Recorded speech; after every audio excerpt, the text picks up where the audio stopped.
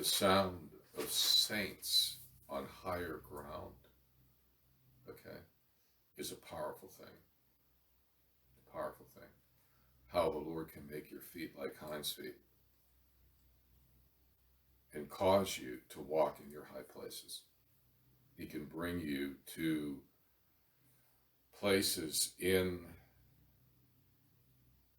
the realm of the Spirit where it is that He is making your feet, see, like hinds feet. Yeah. And causing you, it says, to walk, it says. He's causing you to walk in your high places. High places.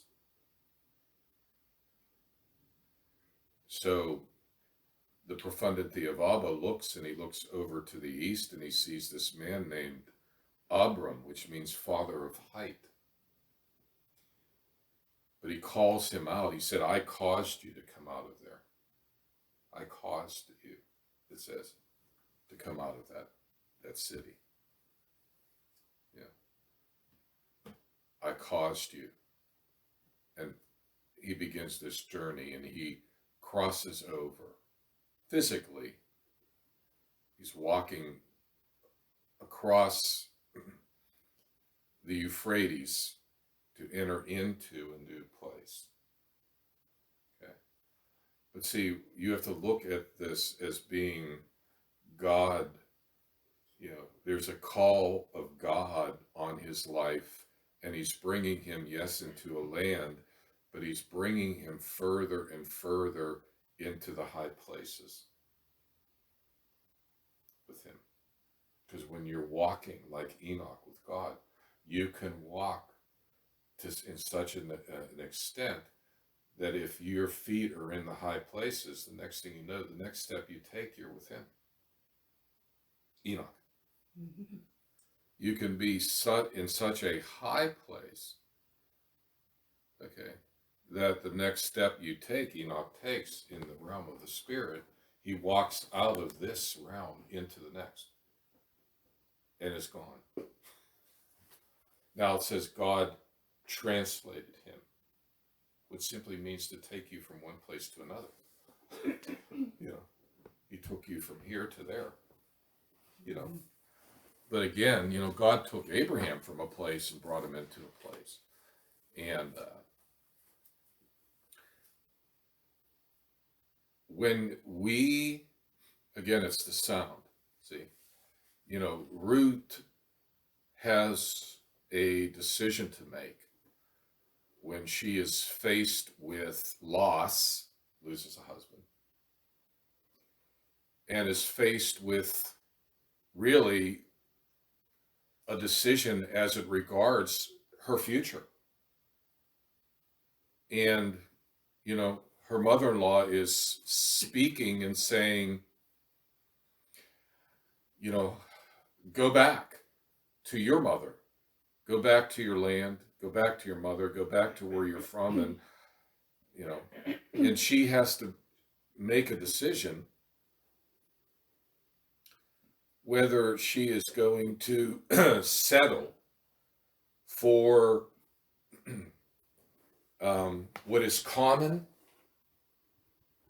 or decide to take a step into virgin territory where her feet have not trod ever before. But she is willing to make the decision. She's going to make the decision to go where she's never gone before, knowing nothing as it relates to experience. She has experience back in Moab. She has no experience there. She has nothing to draw from. But she makes that decision, and see, decisions in God are very important. And at times, sometimes can be more crucial than others. More crucial, you know. And that's why you can't make haste if you see your sister quickly deciding to go back. You can't make a hasty decision based upon somebody else's decision that they made. Like if it's your sister, like Ruth, you know, you can't go back. Well, she's making that decision. I'll just go along with her decision. You have to not make a hasty decision at these times. And she leaves, but Ruth waits. Okay. And there are three people there: Ruth, Orpah, and Naomi. One jettisons and goes. Two are left. Now, this woman was her mother-in-law. Naomi was her mother-in-law. She knew her to some level of relationship. They were there for 10 years, So she knew her to some extent. But Naomi had now made a decision.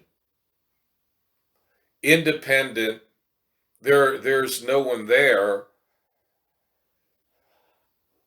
except now her and Ruth. And Naomi says to her, go back. But Ruth knows that Naomi has made a decision to leave that place that had, in some aspects, become familiar to her because she was there for 10 years.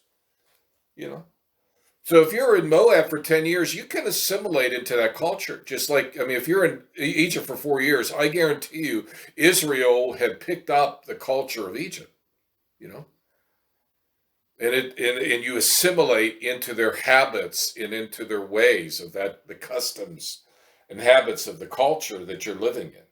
You can start picking that up. And if you're living in Moab for 10 years, you're going to pick up, their culture, their habits, And if it's not the habits, of the Hebrews, and you are a Hebrew, that has to be broken. Because you were not meant to live in that. So she's making the break, Naomi. And Ruth has a decision to make. It's a crucial time. Her sister, she sees her going back. She knows she's leaving. And she knows what she's going back to, and she knows this is common. This is something that I know. I know what's there. It's always more comfortable when you're used to something. I know that. I know what's, but just because you have an experience of something and I know what to expect.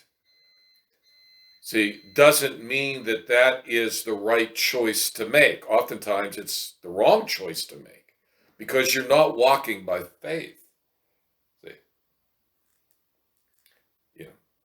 So she has to make this decision. And she decides, obviously, very strongly, that she's not going to leave her. She's going to go with her.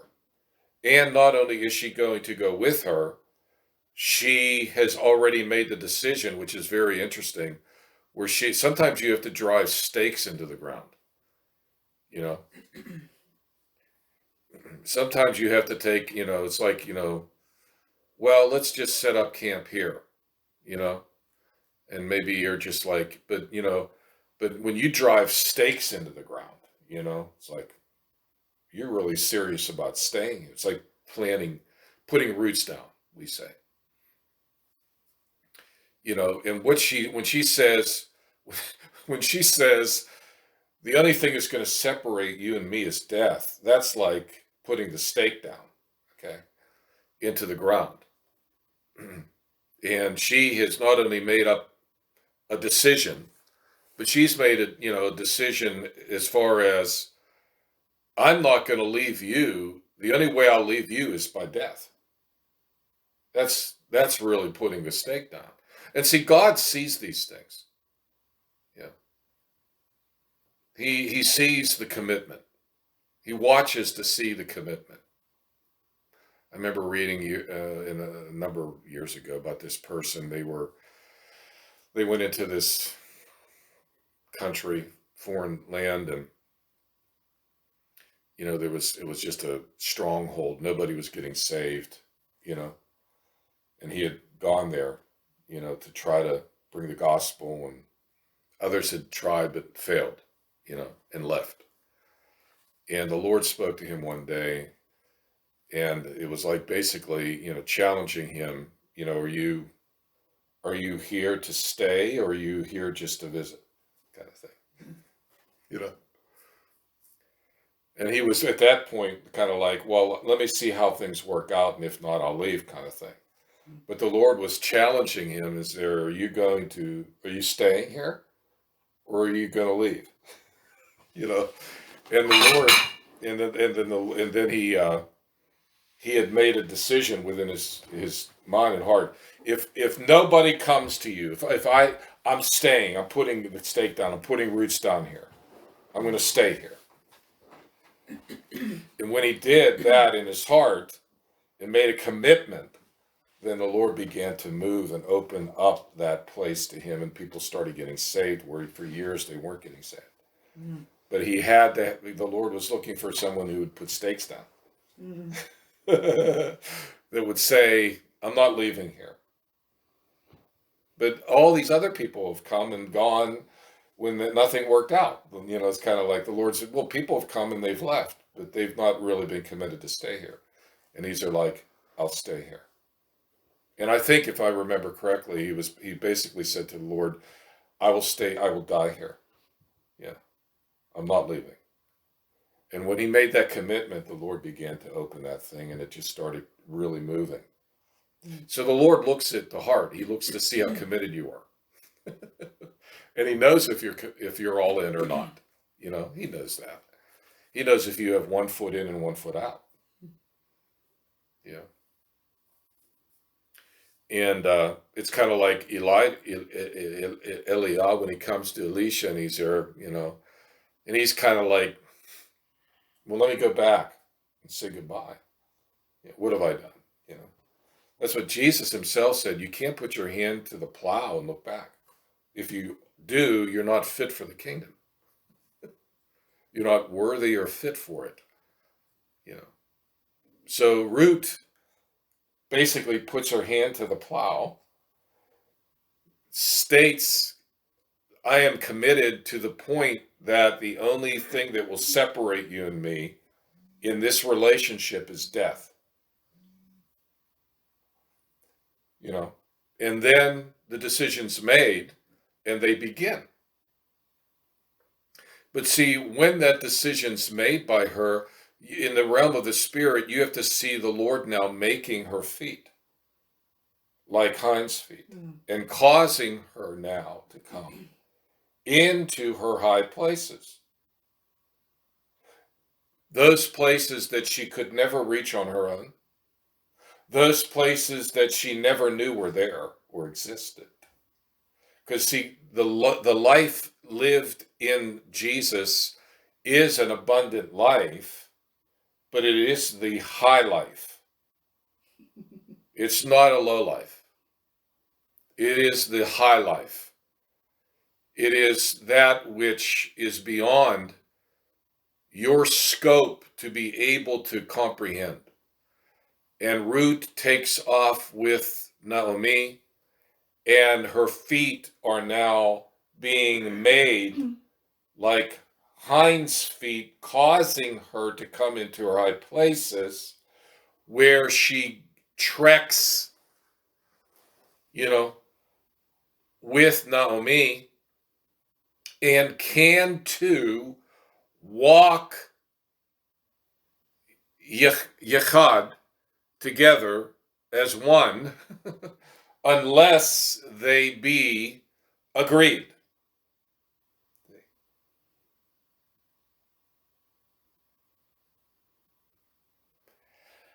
And of course they are. And it's not just that you're agreed with someone else.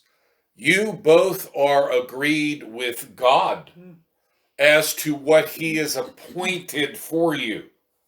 And you have determined and set yourself in agreement with God as to what he has appointed for you. And you're moving in that direction. So you are together. You are one. Though two, you're one.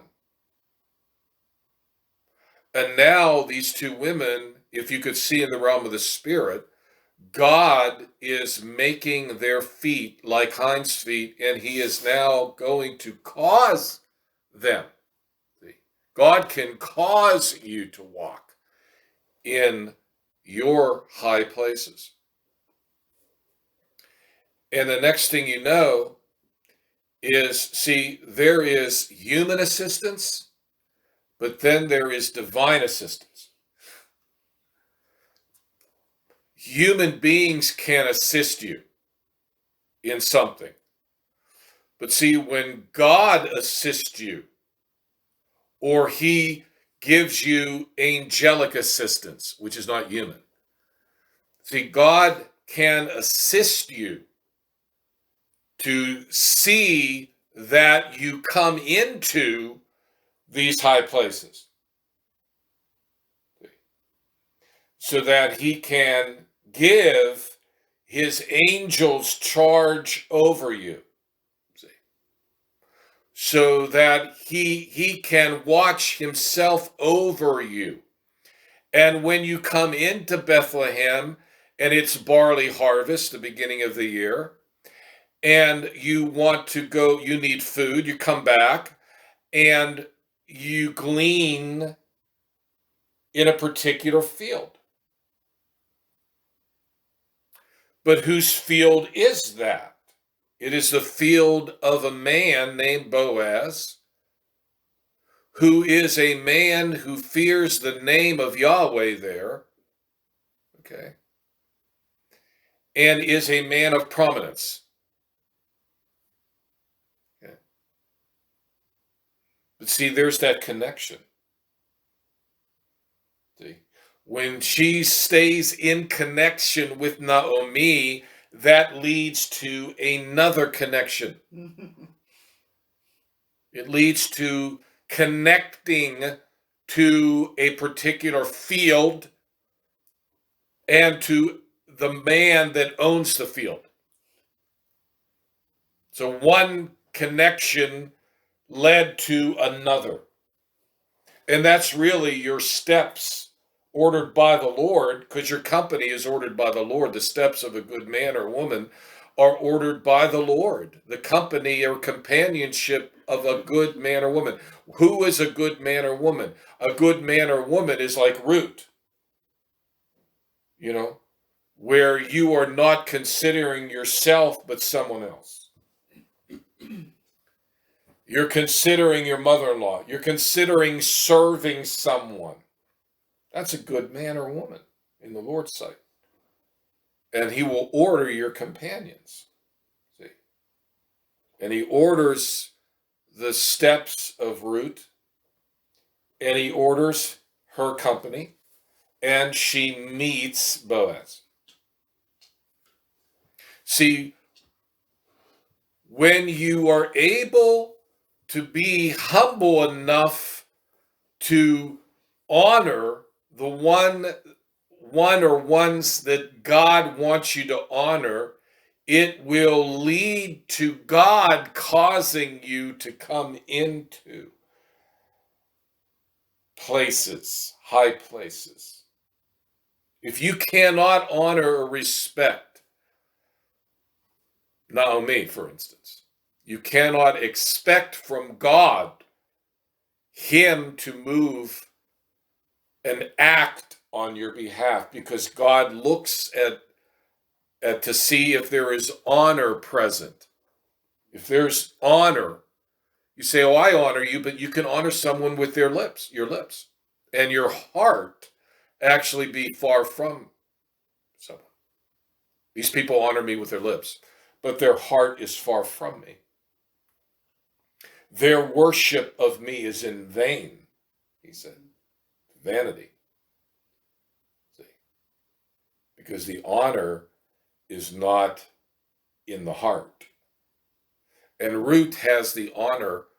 She has honor in her heart for Naomi. She respects her. She honors her.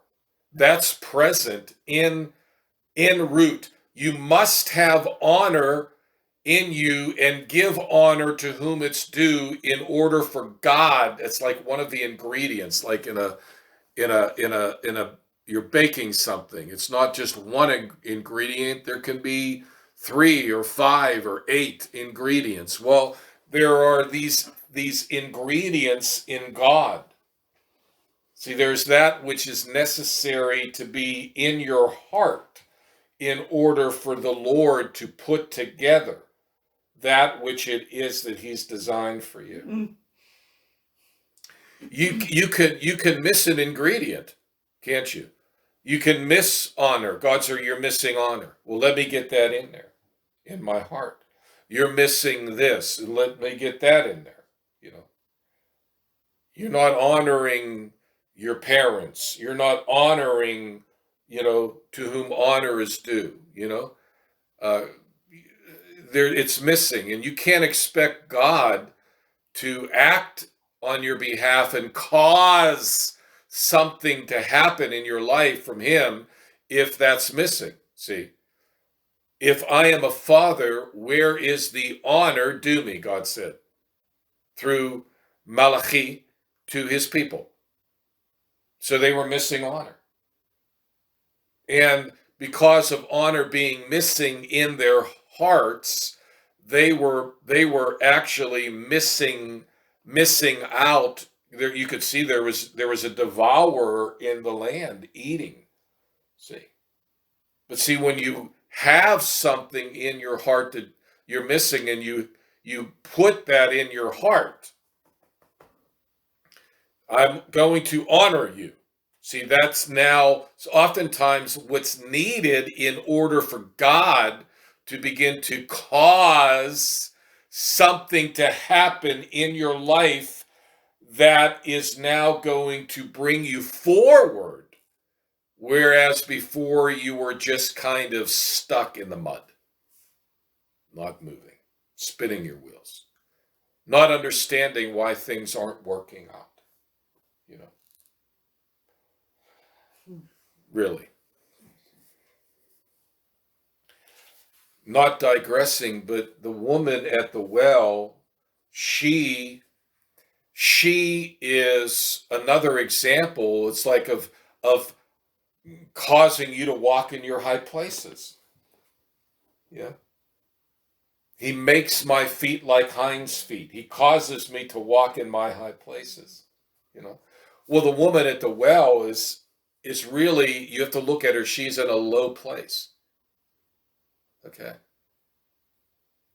And she's going out to the well and coming back, going out, coming back. And Jesus came, it says, that we may have life and have it more abundantly.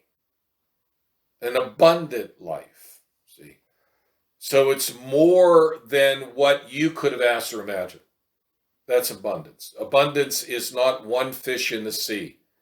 Abundance is the thousands and thousands of species. They're still finding new species in the depths of the sea. Just because there's a lot of different kinds of sea creatures. Zoe, it's a zoo down there. There's not just one fish, there is a plethora of all kinds of species there. As there are birds, as there are flowers, as there are animals. There's all kinds. of different fish. There's all kinds of different flowers. That's God. And that's how God views our life. He looks at us and he says, I want to do for you what I have done in these realms. See, if you're just going out and drawing water and coming back, that's not abundant. See? Jesus comes to her because he must needs go through Samaria. And he finds her there. And he sits at this well. Remember the decisions that you have to make at these times. They're crucial times. Like Ruth and Naomi, that's a crucial time. This also is a crucial time in her life.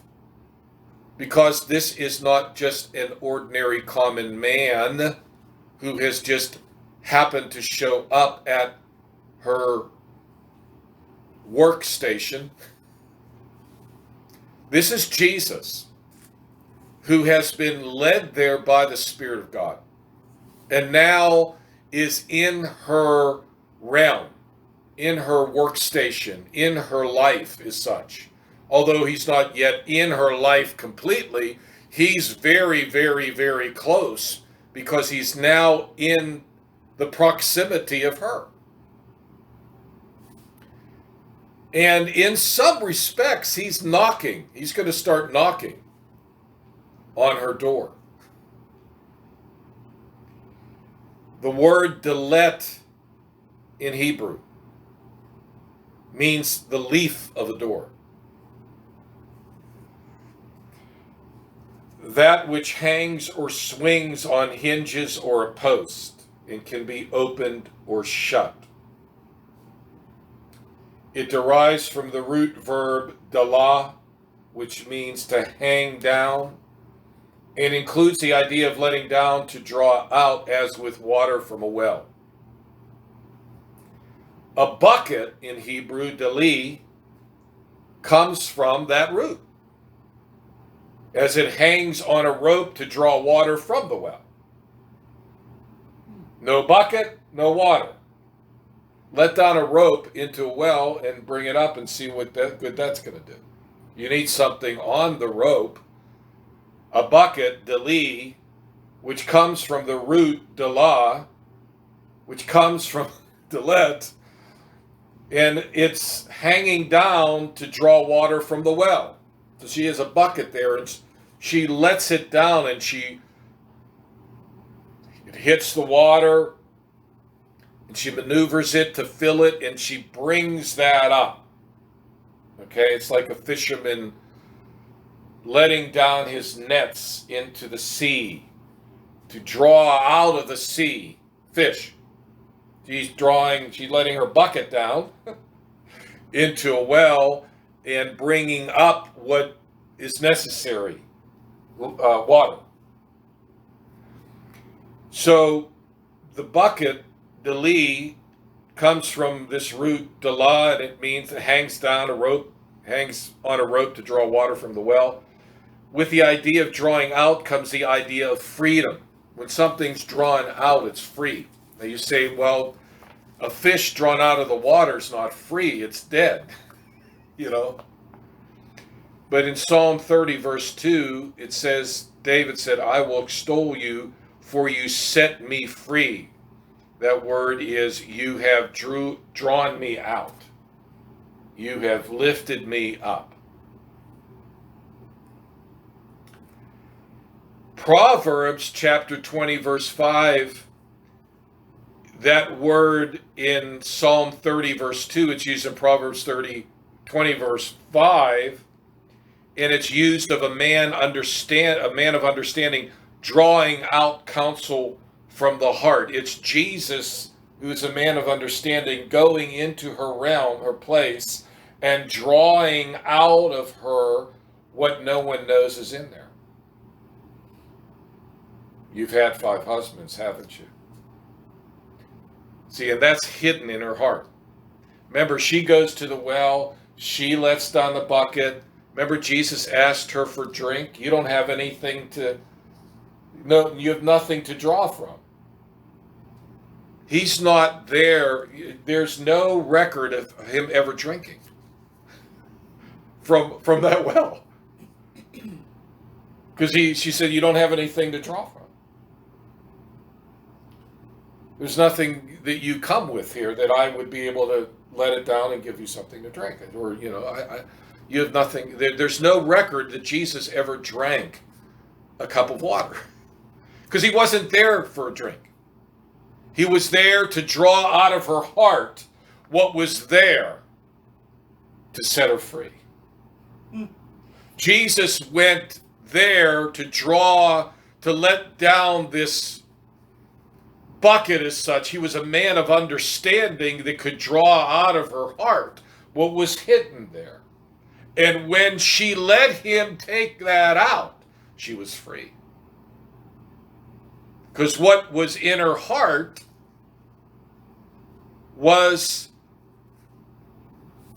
obviously this desire for men. And going from one relationship to another. In some aspects, we could actually say she was addicted. Because Jesus said, when he said, go get your husband, call your husband. I have no husband. And now Jesus now is letting the bucket down into her heart. He's going to get down in there. And he's drawing out of her something that no one else, it's down in there. But see, sin has a way of hiding in our heart and keeping us from what it is that the Lord wants to bring us into. And he will come spelunking. He will come coming into your domain. He will not be there for you to give him something.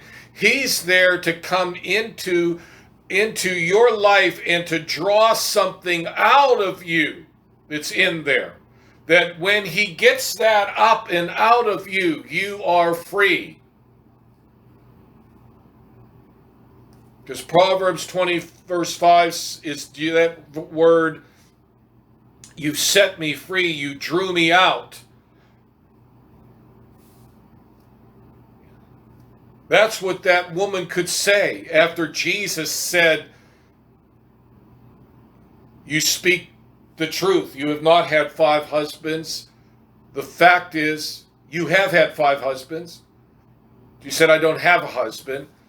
True, you say. You've had 5 husbands.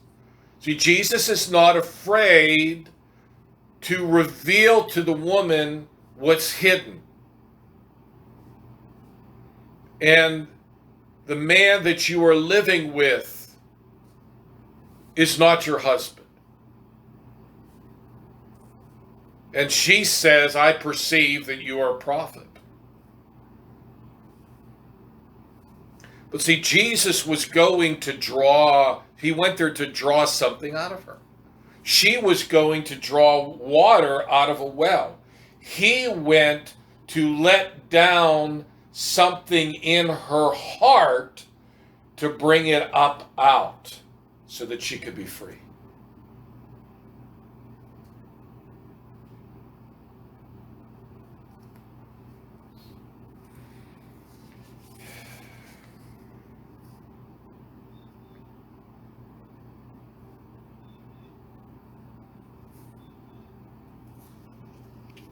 See, the Lord knows what is in our hearts. He knows what can impede us from moving from bondage to freedom. He knows the low life that man lives in, and he's always coming to bring you into the high life. When she lets him draw out of her this hidden thing in her heart and take it up out of her, she's going to be free. Because he whom the Son sets free is free indeed.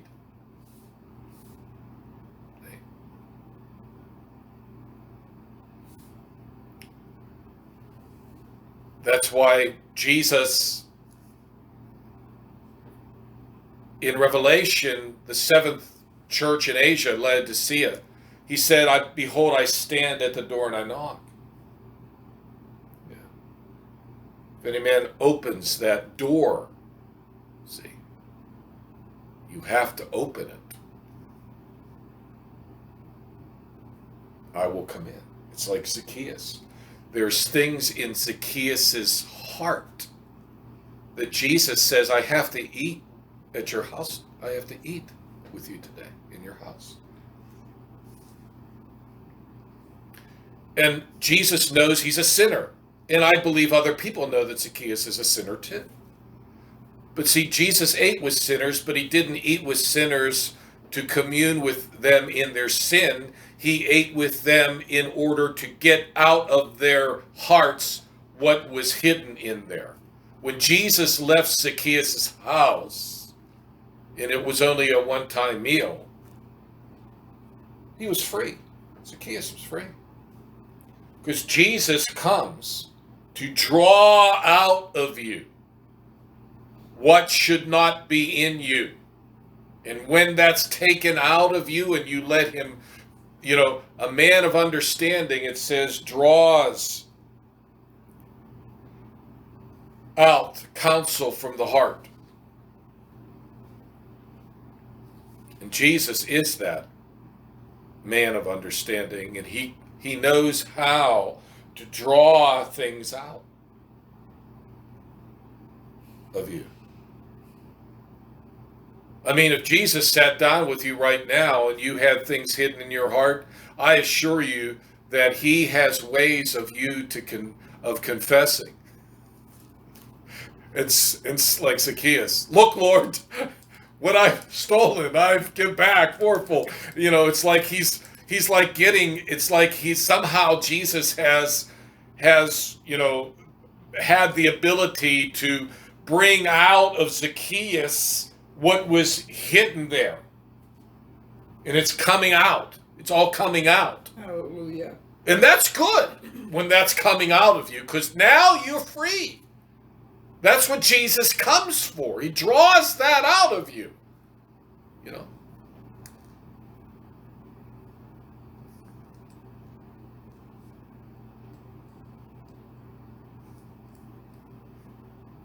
That's why, again, it says, I will extol you, for you set me free. You drew me out. You lifted me up. That's the woman at the well. I will extol you, for you have set me free. You have drawn out of me what has been there for years, and have taken me from a low place now to a high place. And you're making my feet like hinds' feet, and you're causing me to walk in my high places.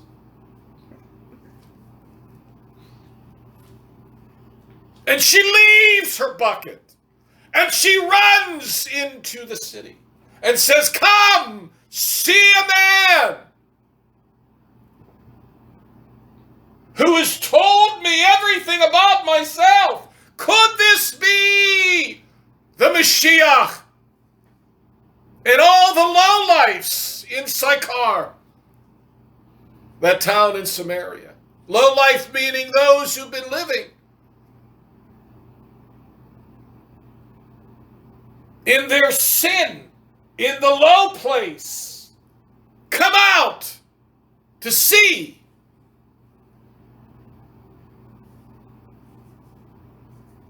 And they invite him in to their town. And Jesus is not afraid to go in and sit with lowlifes. Those who are in low places. And for 2 days, he's in that town. And he's drawing out of all those men, just as he's drawn out from that woman.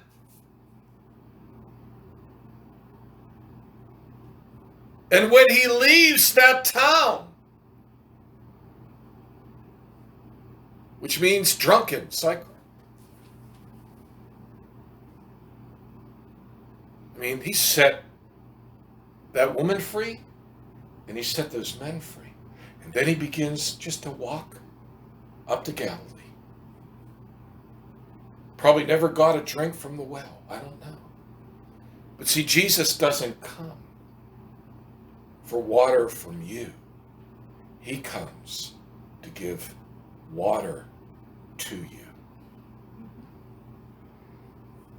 If you'd have known the gift of God and who was asking you, you would have asked him for living waters. That's waters that are living. Dead, living, dead, living, dead, living.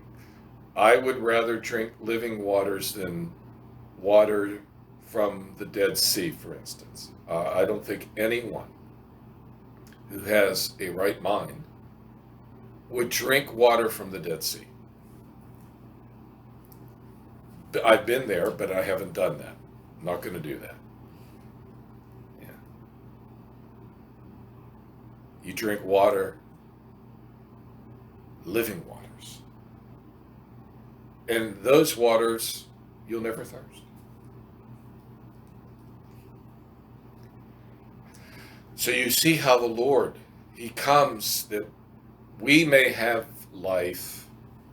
It's always, always about life. It's never about death with Jesus, unless we have to die to self. But even in dying to self, the exchange is life. So death to self is you're still alive, you're dead to self, you're dying to self. But that's where you kind of like, now you are going to experience this high life, in the Lord. And getting back to Ruth, she has to fall into the ground and die, doesn't she? She has to die, to something.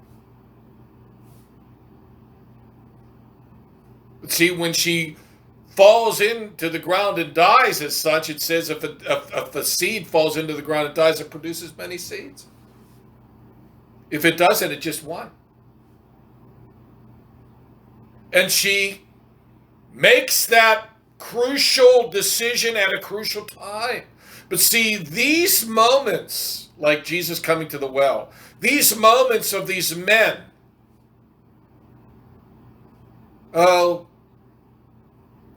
we don't have the time to come out and see about that. I would take the time to come out and see if maybe what she's saying is true, And I'm sure that they were very glad that they took the time to come out and listen to Jesus.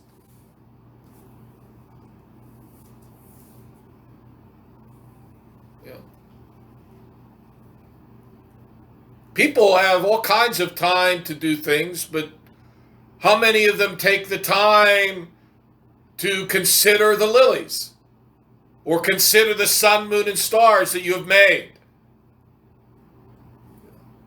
If you would just take the time to consider what God has created and look at it carefully, it would leave you with awe, which is worship.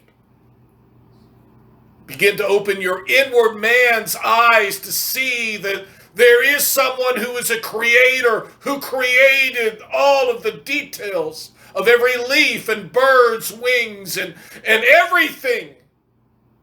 And if you look closely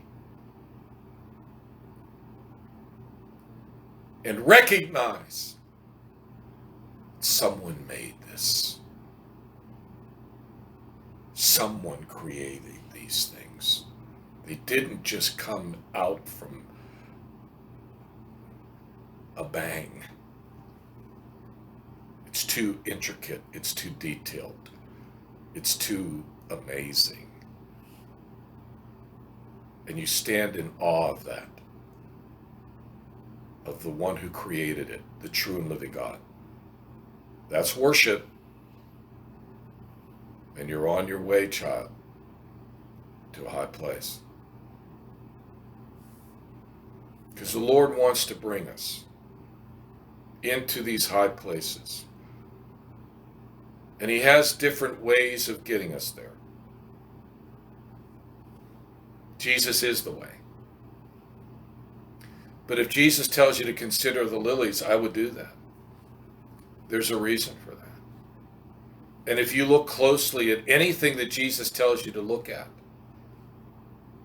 he will be there to show you something that you've not seen before, that will leave you in a place, hopefully, where you recognize you are so awesome. You are so awesome. I believe you. I believe that you exist. You are the creator.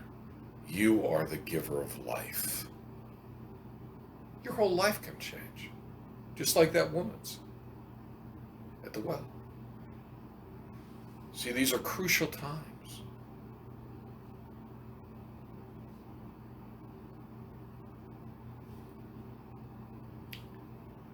God is able to open things that are shut, and he's able to shut things that are opened.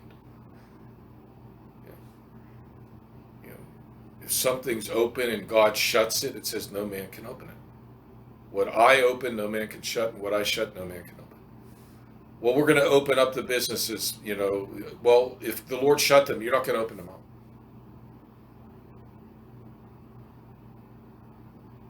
Sometimes God shuts things in order to open your eyes to see what you didn't see before. God can shut things.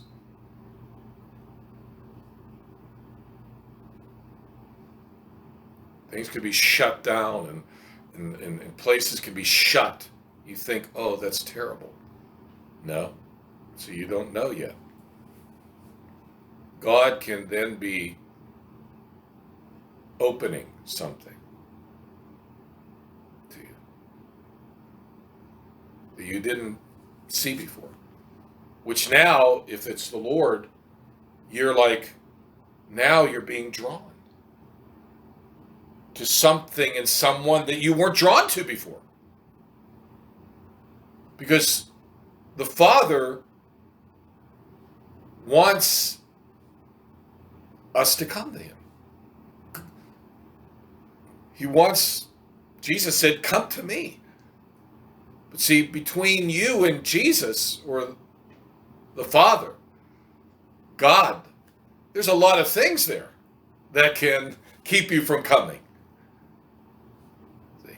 But if the Lord in his infinite wisdom can kind of remove those things or shut those things down to where it's like, now you're, being drawn not away from God, but to God. Because some things have draws to them. Like football and baseball, there's a draw to that. There's drawings. There's drawing to that. People are drawn to certain things. If you're dead to the world, you're not drawn to it. That's a good place to be in. Paul said, I was crucified to the world. That's an awesome place to be in, because now you're dead to something that really is dead. There's no life in the world, of God. There's life in God, and there's life in the kingdom. There's Zoe in the kingdom. The world, Satan's domain, there's no life in that. There's no satisfaction. You go to a football game and spend, I don't know how many hours of tailgating, and then another how many hours, and then you come home at 8 hours. Then maybe you flick the TV on for another. It's like 12 hours of watching, a men run after the skin of a pig that's been blown with air. Let's just get real. I mean, they do call it a pigskin. I mean, I don't know if it literally is made out of pigskin. That's what they call it. I mean, it's leather. It's a piece of leather that has air in it. You run around. You try to throw someone on the ground who has that pigskin in their arms. Go get the guy that's got the pigskin and throw him on the ground hard. Or throw the pigskin in the air so somebody else can catch it and run over a line. Just a line. There's all kinds of lines, but it's the goal line. Yay! Oh, wow! What's Zoe, huh? High five! Here we go! Whoa! Now we're living, huh? Cheers!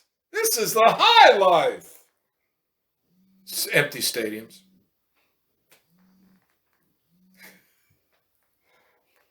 Empty stadiums, empty seats. Not drawn there. Oh, maybe now there's a draw going out to draw you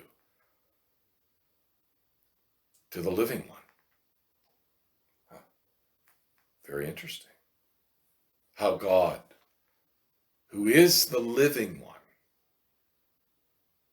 always wants that which is dead to come alive. He's all about life. He's not the God of the dead. He's the God of the living, it says. And God is the God of the living. He's life. He's Zoe. He's high life. He's abundant life. And when he sees something he's created living in a low place and dead, it's in his nature to say, I want you alive. Even dead bones he can make alive. It's in his nature to go to a tomb and raise Lazarus from the dead. It's who he is. He said, I am the resurrection and the life. I bring that which is dead alive. That's who he is. When he sees death, he brings it out of that state into living existence. That's who he is. He doesn't make things dead. He makes them alive. He makes dead things live again. Because that's who he is. He doesn't like to see things dead. That's why he had to send his son to die and rise from the dead so that he can say, okay, let's go here. Come on. All of you that are dead, let's go. Come alive. Come to my son. Come to me that I may give you life and that more abundantly. Let me make your feet like hinds feet and cause you to walk in your high places.